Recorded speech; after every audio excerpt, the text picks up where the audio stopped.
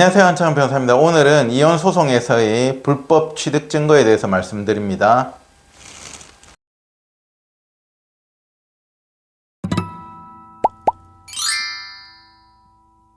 이혼 소송, 상간 소송에서 가장 많이 문제가 되는 불법 취득 증거는 도청입니다. 도청. 부정행위를 잡기 위해서 상대방 차량 안에 녹음기를 던져놓고 부정한 내용을 녹음을 해가지고 그걸 이제 증거로 사용한다거나 이런 게 문제가 되겠죠. 그러면 예를 들어서 뭐 남편이 부정행위를 했다고 치고요, 아내가 이제 증거를 잡는다는 예시를 들어가지고 제가 조금 설명을 해드리면, 첫 번째는 녹음을 한다는 것 자체가 다 불법입니까? 라고 물어보면은, 미국에서는 동의 없는 녹음은 불법이지만 우리나라에서는 대화자 간의 비밀 녹음은 합법입니다. 그러니까 대화자 간이라면 뭐예요? 내가 남편하고 대화를 하는데 내가 몰래 녹음을 하고 있다. 이거는 합법적인 거예요. 그죠?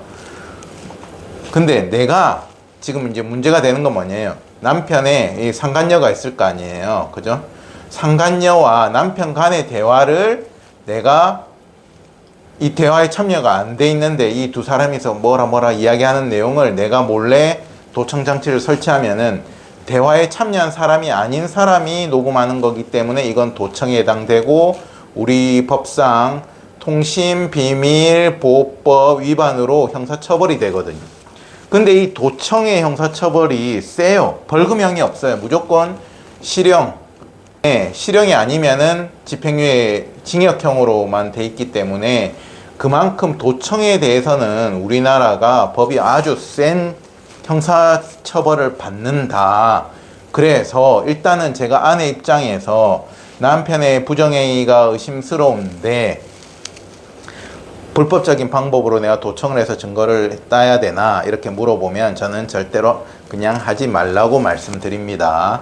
그 이유는 형사처벌이 만약에 되면 이건 너무 센 처벌이에요. 물론 이런 이제 뭐 부정행위 관계를 참작해가지고 형을 조금 낮게 줄 수는 있지만 규정된 형 자체가 벌금형이 아예 없는 징역형으로만 구성된 그 처벌 수이기 때문에 이게 징역이 나올 수가 있다. 그리고 이 부정행위 피해자 입장에서는 이렇게 이제 불법 녹음을 안 하면 어쨌든 피해자인데 해버리면 오히려 자기가 더 가해자처럼 보일 수 있고, 그리고 이분이 아내분이 그냥 뭐 만약에 공무원이거나 그죠, 이런 형사처벌 전과가 생기면은 직업을 상실한다거나 직을 잃는 경우도 많거든요. 그렇기 때문에 내가 이제 배우자의 부정행위가 의심스럽다고 해가지고 증거를 취득하는 여러 가지 방편 중에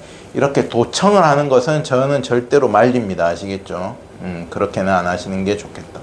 근데 이미 도청이 이루어졌다고 생각을 해보자고요. 이렇게 해서 이제 남편과 상간녀 간의 은밀한 대화를 녹음을 땄어요. 그래가지고 이 아내를 A라고 하고요, 남편을 B라고 할게요.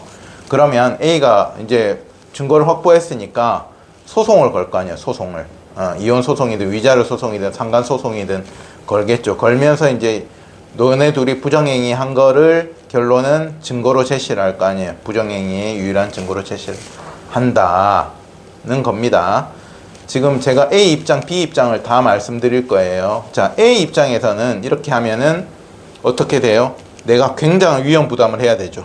내가 역으로, B가 역으로 통신비밀법 보호법 위반으로 고소를 걸어버리면, 그죠? 내가 부정행위를 한 거는 요즘에 어때요? 형사처벌 대상이 아닌 걸로 빠졌잖아요. 간통죄가 없어졌잖아요. 그래서 사실은 이 사람들이 나쁜 짓을 했는데, 그죠? 이 사람들은 전과자가 안 되는데, 억울한 내가 전과자가 된다. 도청을 했기 때문에 이게 과연 안 하시는 게 좋겠죠. 차라리 부정행위를 놓치더라도 통신비밀법 위반해가지고 고소를 당하시는 것은 별로 권해드리지 않는다. 첫 번째. 두 번째, 그러면 이 증거가, 이렇게 은밀한 녹음 증거가 이 상간소송이나 여기서 증거의 능력이 있겠느냐가 조금 애매하게 한데 제가 지금 보여드리는 대법원 판례를 보시면요.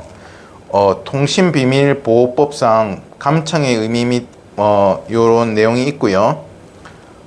마지막 줄에 보시면 이러한 불법 감청에 의해 녹음된 전화통화 내용의 증거 능력 유무 해가지고 가로 열고 소극 돼 있죠. 증거 능력이 없다는 뜻이죠. 인정되지 않는다. 그게 대법원 판례로 있습니다. 그죠? 있어요.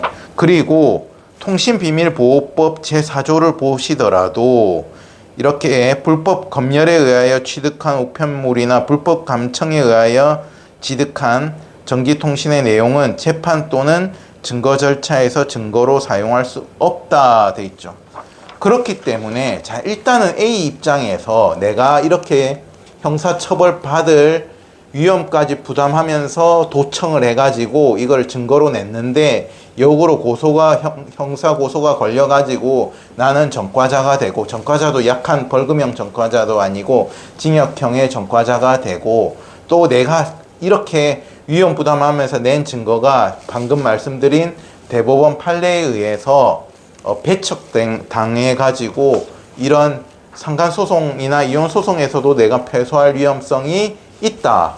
그렇기 때문에 A 입장에서, 아내 입장에서 이게 부정행위 피해자 입장에서 도청을 해야 되느냐, 안 하시는 것이 합당한 판단이 아닐까 싶습니다. 두 번째, B의 입장으로 오자고요.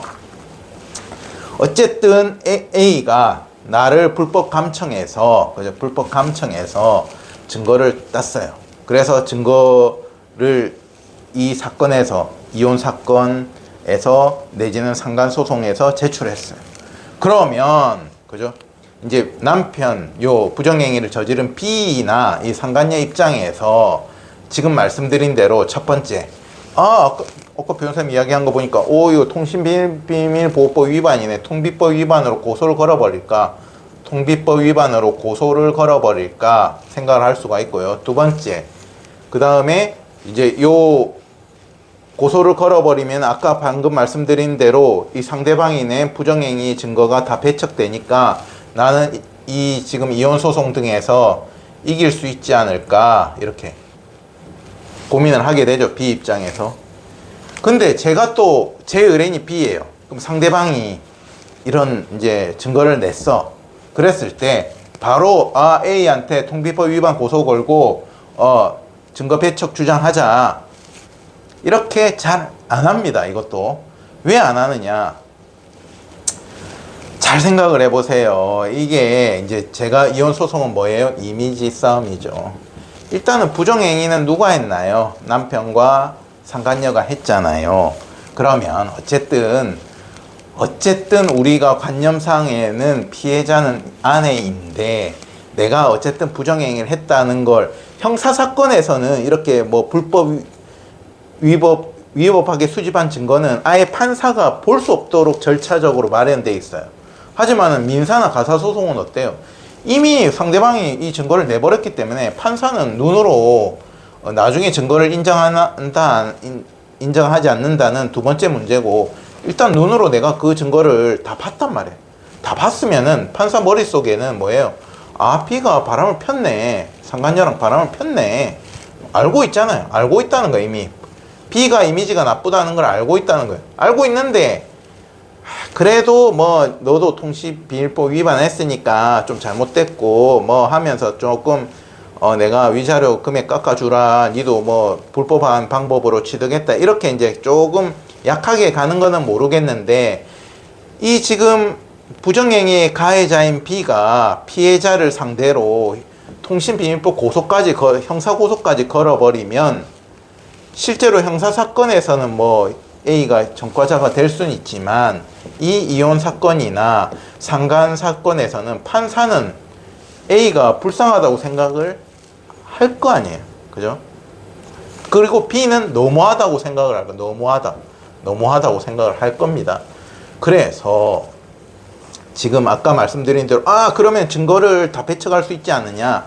근데 보통 보면은 증거가 이거 하나만 있는 경우가 아니에요. 그러니까 이게 녹음이 되고 나서 또 A와 B의 대화가 있다거나 뭐 이런 추가적인 증거가 나올 수도 있고, 그리고 아까 그 말씀드린 대법원 판례가 절대적이지는 않아요. 지금 또 제가 보여드리는 그 대법원 판례보다는 좀 일찍 나온 판례기는 합니다만은 서울중앙지방법원의 판결을 보시면은 요 두 번째 인정 근거를 보면요. 녹취록은 피고가 동의 없이 불법 녹음하여 녹취하여 작성한 것이므로 증거 능력이 없다고 주장하나 판사는 뭐라고 해요? 이렇게 불법 감청된 녹취록에 대해서 자유심증주의를 채택하고 있으므로 그 말은 뭐예요? 판사 마음이므로 비밀리에 녹음하였던 이유만으로 그 녹취록이 증거 능력이 없다고 단정할 수 없다. 그 채증 여부는 사실심 법원의 재량에 속한다. 판사 마음대로 하겠다. 그래서 이 사건, 이 판결에서는 이 판사님이 딱 보니까 바람 폈거든. 그래서 통신비밀보호법 그거는 어쩔 수 없지. 판사 막아줄 수는 없지만 적어도 부정행위는 이 불법적인 증거를 그냥 채택해가지고 부정행위를 내가 인정하는 판결을 내리겠다. 할 수 있다는 거예요. 아시겠죠? 그래서 지금 조금 대법원 판례도 있고 실제도 실무에서 이 지금 제가 이렇게 불법 취득한 증거라고 이야기를 해도 아예 증거 자체를 빼버리는 경우는 조금 드물어요.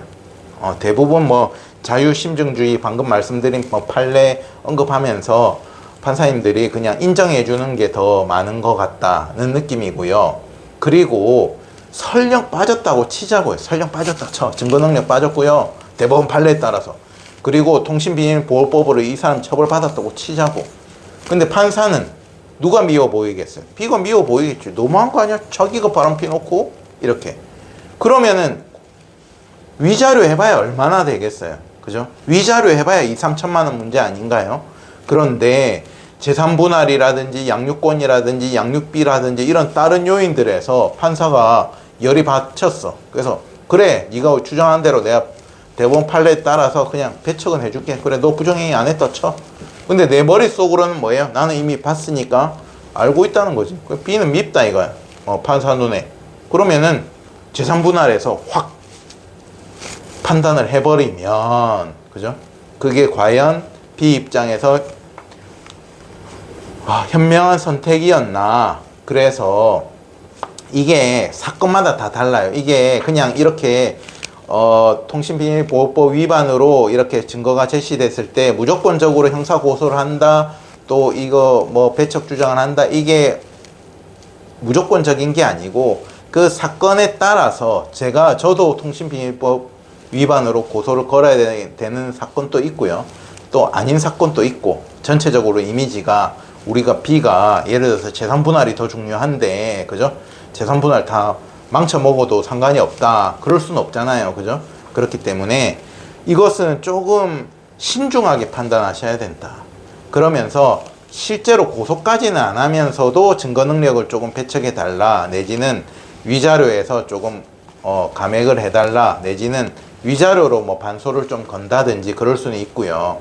근데 저번에도 말씀드린 바와 같이 만약에 통비법 위반으로 처벌시키고 통비법 위반으로 내가 B가 위자료까지 걸었어요. 그래, 통비법 위반으로 위자료 A가 어쨌든 감청했으니까 1,000만 원 물어줘.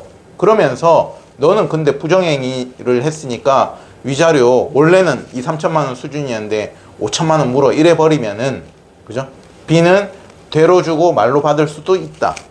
그렇기 때문에 계속 말씀드리죠. 이혼 소송은 남과 남의 소송이 아니에요. 남과 남의 소송에서는 딱딱딱 법률대로 계약대로 움직이면 되지만, 이혼 소송은 부부 간에, 과거에 이제 부부였던 사람들 간의 소송이기 때문에 이러한 자꾸 이미지가 중요하다. 그죠? 그렇기 때문에 상대방을 무조건적으로 통비법 위반으로 고소한다, 내지는 처음부터 애초에 이 상간의 그 부정행위 피해자 입장에서 이렇게 이제 불법적인 행동을 안 하시는 게 제일 좋고, 이렇게 이제 이미 이루어졌을 때는 담당 변호사와 상담을 해서 어떠한 방법이 우리 사건에서 합리적인지는 다 케이스 바이 케이스 다를 수가 있습니다. 아시겠죠? 그래서 신중하게 방향을 정해 가지고 하시는 것이 좋겠다. 오늘은 이혼 소송에서의 불법 취득 증거에 대해서 말씀드렸습니다. 감사합니다.